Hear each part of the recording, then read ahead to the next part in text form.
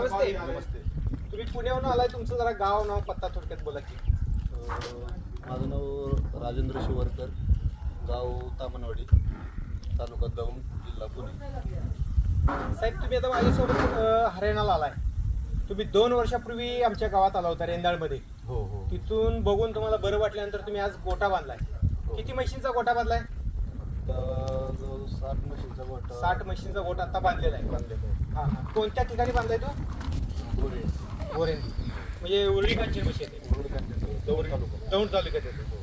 बरं आता तुम्ही इथं आता माल जी खरेदी केला, आता एकदम उन्हाळा इथं, उन्हाळ्यामध्ये तुम्हाला पहिल्या वेताच्या दुसऱ्या वेताच्या म्हशी घेतल्या.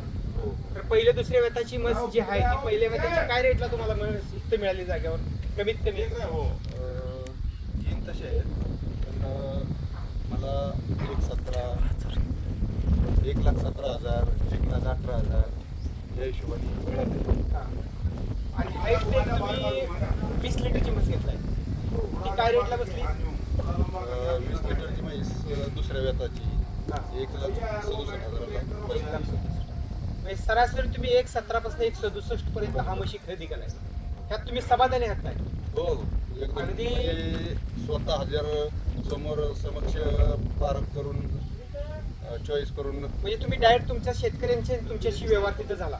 हो हो. काय तुम्हाला प्रॉब्लेम शंका कशात कुठल्या व्यवहारमध्ये काय? अजिबात नाही. किंवा मात्र शांत. तुम्ही तेवढ्या लांब नाही तर आमच्यासोबत हरियाणाला आलात. तिथं हरियाणामध्ये तुमची राहण्याची सोय, जेवणाची सोय वगैरे काय झाली की आपण बांधून द्या. नाही एकदम व्यवस्थित उत्तम दर्जा राहण्याची सोय, एकदम जिथं राहायला आहेत म्हणजे एकदम घरातल्या माणसांसारखंच वागणूक आहे, ते सगळं व्यवस्था केलेली आहे.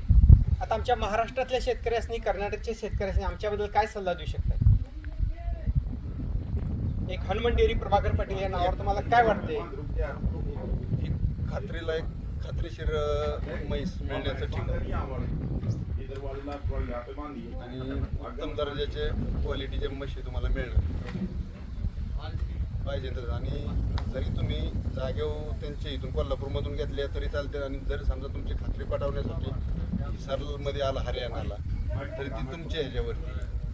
तुम्हाला इथं आता इथं आल्यानंतर ट्रेक ठरविण्यासाठी काय त्रास झाला, गाडी मिळाली नाही असं काय कुठलं टेन्शन? अजिबात नाही. बरं, सगळं दुसरं भैया वगैरे काय?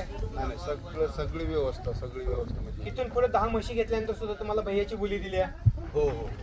म्हणजे तुम्हाला कंट्रोल राहण्यासाठी भैया दिलेला आहे, आणि आज गाडी बरोबर येण्यासाठी सुद्धा भैया दिलेला आहे. गाडी ठरताना मी तुम्हाला गाडी सुद्धा कुठे मिळाली नाही असं म्हणायची काही गरज नाही. लगेच गाडी तुमचा फोनवर लगेच तुम्हाला गाडी दिली, काही शंका नाही. अजिबात शंका नाही. ओके, नमस्ते नमस्ते नमस्ते.